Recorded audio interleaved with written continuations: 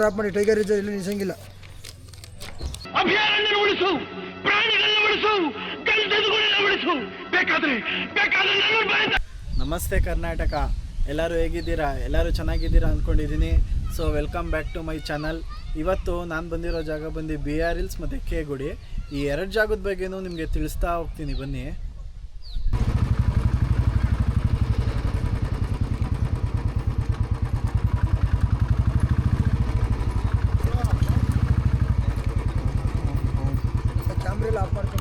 ಏಕೆ ಎಲ್ಲ ಹಾಕಂಗಿಲ್ಲ, camera off ಮಾಡಿ. ಕ್ಯಾಮ್ರಾ ಹೇಗೆ ಆಫ್ ಮಾಡಬೇಕು? ಕ್ಯಾಮ್ರಾ ಆಫ್ ಮಾಡಿ, ಟೈಗರ್ ರಿಸರ್ವ್ ಇಲ್ಲಿ ನಿಲ್ಸಂಗಿಲ್ಲ.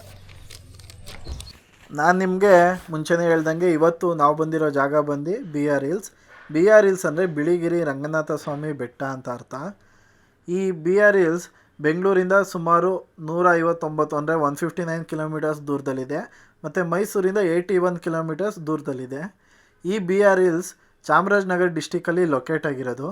ಈ ಜಾಗಕ್ಕೆ BR ಹಿಲ್ಸ್ ಅಂತ ಏನು ಕರೀತಾರೆ ಅಂದರೆ, BR ಅಂದರೆ ಬಿಳಿಗಿರಿ ರಂಗನಾಥ ಸ್ವಾಮಿ, ಬಿಳಿಗಿರಿ ಅಂದರೆ ಇಲ್ಲಿ ಸುತ್ತಮುತ್ತ ಈ ಕಾಡಲ್ಲಿ ಏನು ಬೆಟ್ಟಗಳು ಕಲ್ಲು ಅವೆಲ್ಲ ಇದೆಯೋ ಅವೆಲ್ಲ ವೈಟ್ ಕಲರ್ ಅಂದರೆ ಬಿಳೆ ಬಂಡೆಗಳು. ಆ ಕಾರಣಕ್ಕಾಗಿ ಇದನ್ನು BR ಹಿಲ್ಸ್ ಅಂತ ಕರೀತಾರೆ. ಮತ್ತು ಇನ್ನೊಂದು ಕಾರಣ ಏನಂದರೆ, ಈ ಕಾಡು ಯಾವಾಗಲೂ ಸದಾ ಮಂಜಿಂದ ಮೂಡಿರುತ್ತೆ, ಅದಕ್ಕಾಗಿ ಈ ಕಾಡನ್ನ BR ಹಿಲ್ಸ್ ಅಂತ ಕರೀತಾರೆ. ಮತ್ತು ತ್ರೇತಾಯುಗದ ಸಮಯದಲ್ಲಿ ಅಂದರೆ ಶ್ರೀರಾಮರ ಸಮಯದಲ್ಲಿ ಈ ಸುತ್ತಮುತ್ತ ಪ್ರದೇಶದಲ್ಲಿ ವಿಚಿತ್ರವಾದ ಬಿಳಿ ಹೂವು ಬಿಡುತ್ತಿತ್ತಂತೆ. ಆ ಒಂದು ಕಾರಣದಿಂದನೂ ಇದನ್ನು ಬಿಳಿಗಿರಿ ಅಂತ ಕರೀತಾರೆ. ನಾವು ಬಂದಿದ್ದು ಸ್ವಲ್ಪ ಲೇಟ್ ಆಯಿತು. ಇದು completely reserve forest area. So ಬೆಳಗ್ಗೆ ಬೇಗ ಬಂದಿದ್ರೆ ನಮಗೂ ಮಂಜು ಕಾಣ್ತಿತ್ತು. ಮಳೆಗಾಲದಲ್ಲಿ ಮತ್ತು ಚಳಿಗಾಲದಲ್ಲಿ ಈ ಬೆಟ್ಟ ತುಂಬ ಚೆನ್ನಾಗಿ ಕಾಣುತ್ತೆ. ನಮ್ಮ ಲಕ್ ಚೆನ್ನಾಗಿತ್ತು ಅನಿಸುತ್ತೆ. ನೋಡಿ, ಅದು ಜಿಂಕೆ ನೀರು ಕುಡಿಯೋಕ್ಕೆ ಬಂದಿರೋದು ನಮಗೆ ಕಾಣಿಸುತ್ತೆ.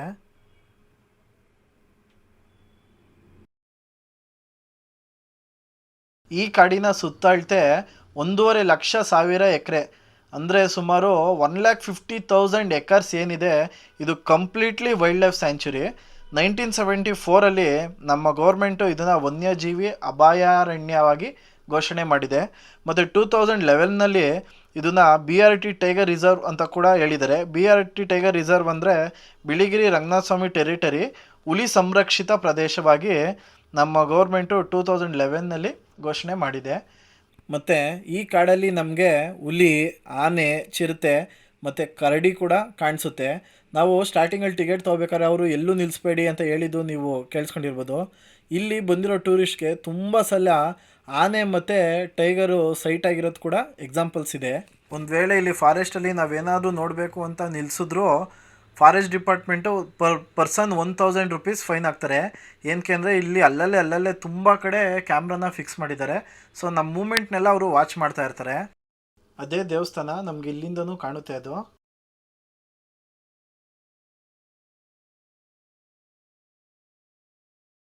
ಈ ಕಾಡು ಇನ್ನೊಂದು ವಿಷಯಕ್ಕೆ ತುಂಬ ವಿಶೇಷ. ಅದೇನೆಂದರೆ, ಈ ಕಾಡಲ್ಲಿ ನಮಗೆ ಸಿಗೋ ವಿಶಿಷ್ಟ ಜಾತಿಯ ಸಸಿಗಳು ಮತ್ತು ಗಿಡಗಳು ಬೇರೆ ಯಾವುದೇ ಕಾಡಲ್ಲಿ ನಮಗೆ ಸಿಗಲ್ಲ. ಅದಕ್ಕೆ ಕಾರಣ ಏನಂತಂದರೆ, ನಿಮಗೆ ವೆಸ್ಟರ್ನ್ ಘಾಟ್ಸ್ ಗೊತ್ತಲ್ವಾ, ಆ ವೆಸ್ಟರ್ನ್ ಘಾಟ್ಸು ಜಾಯಿನ್ ಆಗೋದು ಈ ಕಾಡಲ್ಲಿ. ಮತ್ತು ಈಸ್ಟರ್ನ್ ಘಾಟ್ಸ್ ಜೊತೆ ಅಂದರೆ ಈ ಪಶ್ಚಿಮ ಘಟ್ಟಗಳು ಮತ್ತು ಪೂರ್ವ ಘಟ್ಟಗಳು ಏನಿದೆ, ಅದಕ್ಕೆ ಇದು ಒಂದು ಸೆಂಟರ್ ಪಾಯಿಂಟು. ಆ ಕಾರಣಕ್ಕೋಸ್ಕರ ಈ ಒಂದು ಫಾರೆಸ್ಟಲ್ಲಿ ಏನು ಗಿಡಗಳು ಸಿಗುತ್ತೆ ಅವು ಬೇರೆ ಎಲ್ಲೂ ನಮಗೆ ಕಾಣಿಸಲ್ಲ. ಈ ಎರಡು ಘಾಟ್ಗೂ ಇದೇ ಸೆಂಟರ್ ಅಂದರೆ ನೀವೇ ಅರ್ಥ ಮಾಡ್ಕೊಳ್ಳಿ ಈ ಕಾಡು ಇನ್ನೆಷ್ಟು ಸ್ಪೆಷಲ್ ಅಂತ. ಮತ್ತು ಇಲ್ಲಿಂದ ನಾವು ರೈಟ್ ಸೈಡ್ ಹೋಗಬೇಕು. ರೈಟ್ ಸೈಡ್ ಹೋದರೆ BR ಹಿಲ್ಸ್ ಬೆಟ್ಟ, ಸ್ಟ್ರೈಟ್ ಹೋದರೆ ನಮಗೆ ಕೆ ಗುಡಿ ಸಿಗುತ್ತೆ. ಇವತ್ತು ನಾವು ಟಿಫನ್ ಮಾಡೋದು ಈ ಹೋಟೆಲಲ್ಲಿ. ಈ ಹೋಟೆಲ್ ಹೆಸರು ಗಿರಿದರ್ಶಿನಿ ಅಂತ. ಈ ಹೋಟೆಲ್ಲು ಈ ಕಾಡಲ್ಲಿ ತುಂಬ ವರ್ಷದಿಂದ ಟೂರಿಸ್ಟ್ಗಳಿಗೆ ಸರ್ವಿಸ್ ಕೊಡ್ತಾ ಇದ್ದಾರೆ. ಇಲ್ಲಿ ಸ್ಟೇ ಆಗೋಕ್ಕೆ ಕೂಡ ಫೆಸಿಲಿಟಿ ಇದೆ. Per day package, per night packages ಎಲ್ಲ ಇದೆ. ಸೊ ಆ ವೆಬ್ಸೈಟ್ಗೆ ನೀವು ಕಾಂಟ್ಯಾಕ್ಟ್ ಮಾಡಿದ್ರೆ ನಿಮಗೆ ಎಲ್ಲ ಗೊತ್ತಾಗುತ್ತೆ. ಮತ್ತು ಇದ್ರದ್ದು ಇನ್ನೊಂದು ವಿಶೇಷತೆ ಏನಂದರೆ, ಇವರು ಒನ್ ಟೈಮ್ ವಾಕ್ ಅಂತ ಕೂಡ ಫಾರೆಸ್ಟಲ್ಲಿ ಕರ್ಕೊಂಡೋಗ್ತಾರೆ.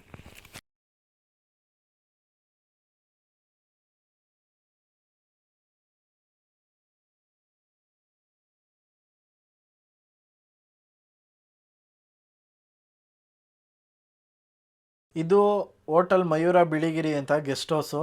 ಸೊ ಇದು ಗೌರ್ಮೆಂಟ್ದು ಆನ್ಲೈನ್ ವೆಬ್ಸೈಟಲ್ಲಿ ನಾವು ಬುಕ್ ಮಾಡಿಕೊಂಡು ಇಲ್ಲಿ ಬಂದು ಕೂಡ ಸ್ಟೇ ಮಾಡ್ಬೋದು. ನೋಡಿ ಇವಾಗ ನಾವು ನೋಡ್ತಾ ಇರೋದು ಸಿಲ್ಕ್ ಫಾರ್ಮು. ಸೊ ಇಲ್ಲಿ ಆದಿವಾಸಿ ಜನ ಏನಿದ್ದಾರೆ ಅವ್ರನ್ನ ಕಾಡಿಂದ ನಮ್ಮ ನಾಡಿಗೆ ತಂದಾಗ ಗೌರ್ಮೆಂಟು ಅವ್ರಿಗೆ ಹೆಲ್ಪ್ ಆಗಲಿ ಅಂತ ಈ ಫಾರ್ಮ್ನ ಮಾಡಿದ್ದಾರೆ. ದೇವಸ್ಥಾನಕ್ಕೆ ಹೋಗೋಕ್ಕಿಂತ ಮುಂಚೆನೇ ನಮಗೆ ಒಂದು ಬ್ಯೂಟಿಫುಲ್ ಆಗಿರೋ ವ್ಯೂ ಸಿಗುತ್ತೆ.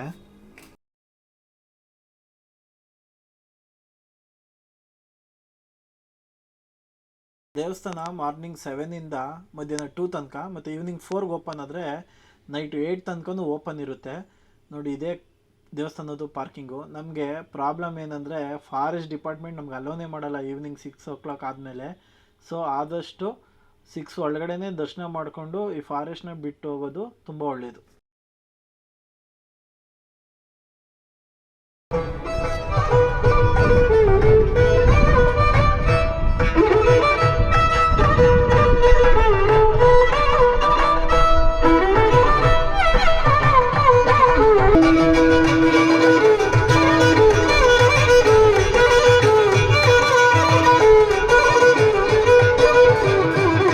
ಬಸ್ಸಲ್ಲಿ ಬರೋರು ಮೇಲ್ಗಡೆ ತನಕ ಬಸ್ಸು ಬಿಡಲ್ಲ.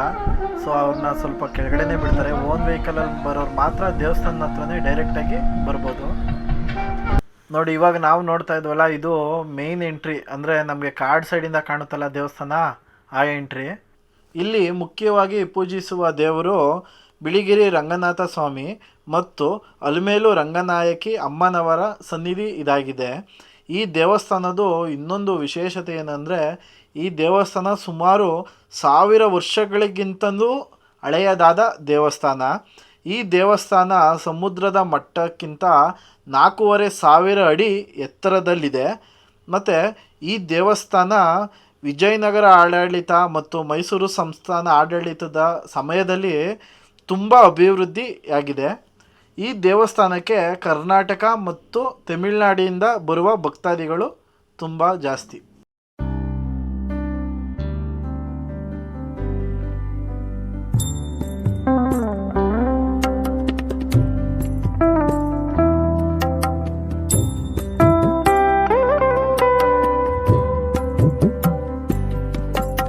ಈಗ ನಾವು ಬಂದಿರೋದು ಕಮರಿ ಪ್ರಕೃತಿ ವೀಕ್ಷಣಾ ಸ್ಥಳ, ಅಂದರೆ ಕಮರಿ ನೇಚರ್ಸ್ ವ್ಯೂ ಪಾಯಿಂಟ್ಗೆ. ಈ ಒಂದು ವ್ಯೂ ಪಾಯಿಂಟಿಂದ ಈ ಸುತ್ತಮುತ್ತ ಕಾಡು ಬೆಟ್ಟ ಏನಿದೆ ಅವೆಲ್ಲ ಒಂದೇ ಕಡೆ ತುಂಬ ಅದ್ಭುತವಾಗಿ ಕಾಣುತ್ತೆ, ನೋಡ್ಬೋದು ನೀವು.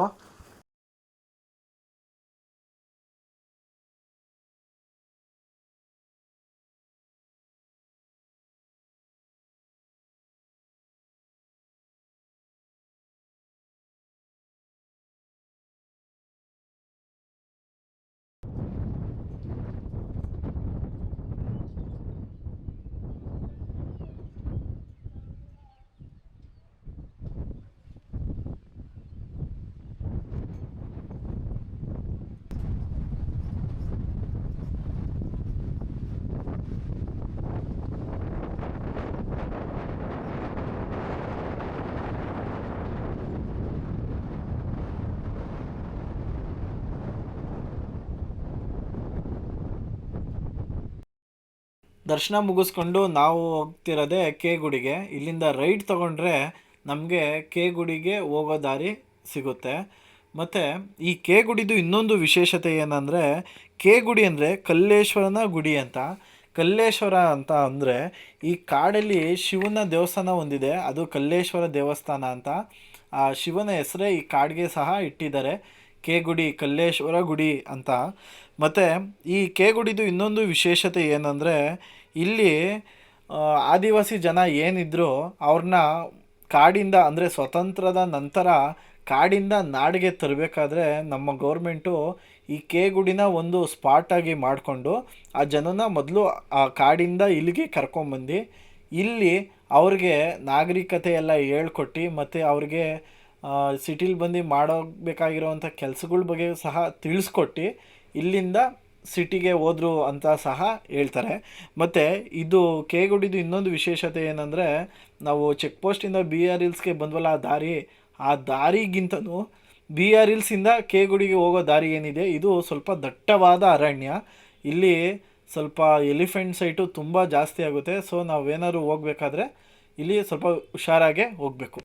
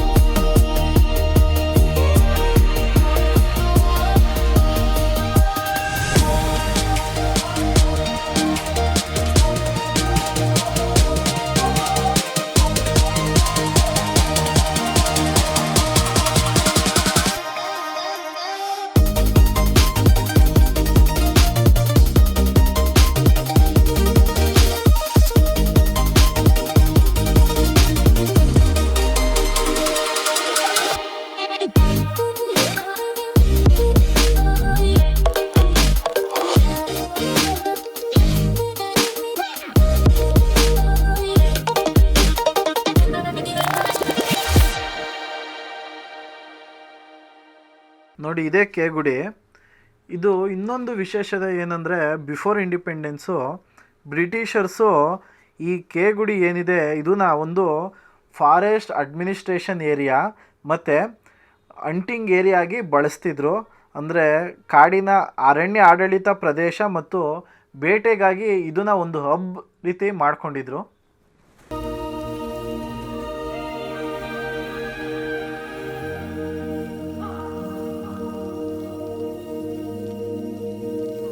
ರಾಜರು ಕೂಡ ಈ ಕೆ ಗುಡಿ ಪ್ರದೇಶವನ್ನು ಬೇಟೆಗಾಗಿ ಉಪಯೋಗಿಸ್ತಿದ್ರು ಅಂತ ಕೂಡ ಹೇಳ್ತಾರೆ.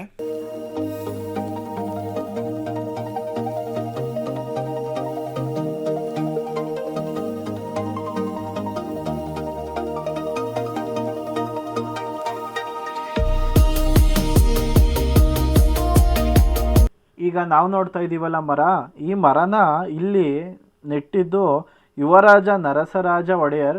ಇವರು ನಮ್ಮ ನಾಲ್ವಡಿ ಕೃಷ್ಣರಾಜ ಒಡೆಯರ್ ಇದ್ರಲ್ಲ, ಅವರ ತಮ್ಮ. ಅವರು ಈ ಮರನ ನೆಟ್ಟಿದ್ದು. ಅವ್ರ ನೆನಪಿಗಾಗಿ ಈ ಮರಕ್ಕೆ ಅವ್ರ ಹೆಸರನ್ನೇ ಇಟ್ಟಿದ್ದಾರೆ.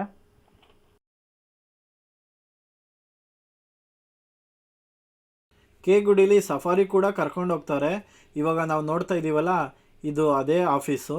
ಇದನ್ನು ನಾವು ಆನ್ಲೈನಲ್ಲಿ ಕೂಡ ಬುಕ್ ಮಾಡಿಕೊಂಡು ಹೋಗ್ಬೋದು. ಇಲ್ಲಿ ಆಫ್ಲೈನಲ್ಲಿ ಕೂಡ ಬುಕ್ ಮಾಡಿಕೊಂಡು ನಾವು ಇಲ್ಲಿ ಸಫಾರಿ ಹೋಗ್ಬೋದು.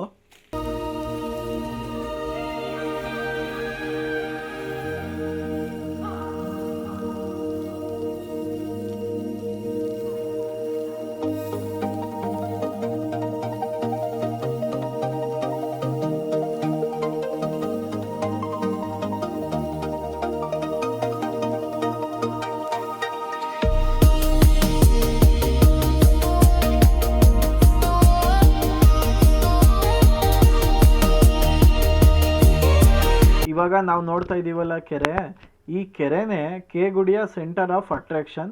ಏನಕ್ಕಂದರೆ ಈ ಕೆರೆಗೆ ನೈಟ್ ಹೊತ್ತು ಕಾಡಲ್ಲಿ ಪ್ರಾಣಿಗಳು ನೀರು ಕುಡಿಯೋಕ್ಕೆ ಬಂದಾಗ ಇಲ್ಲಿ ನೀರು ಕುಡಿತಾರನ್ನ ನೈಟ್ ಹೊತ್ತು ಇಲ್ಲಿ ಫಾರೆಸ್ಟ್ ಡಿಪಾರ್ಟ್ಮೆಂಟ್ ಅವರು ಆ ಫೋಟೋಸ್ನ ಕ್ಯಾಪ್ಚರ್ ಕೂಡ ಮಾಡಿದ್ದಾರೆ. ಈ ಕೆರೆ ಸ್ವಲ್ಪ ವೈಡಾಗಿ ತುಂಬ ದೊಡ್ಡದಾಗಿದೆ. ಅದನ್ನು ನಾನು ಕ್ಯಾಮ್ರಾದಲ್ಲಿ ಸಹ ತೋರಿಸಿದ್ದೀನಿ. ತುಂಬ ಚೆನ್ನಾಗಿ ಈ ಕೆರೆ ಕಾಣುತ್ತೆ ಲೈವ್ ಆಗಿ ನೋಡಿದಾಗ.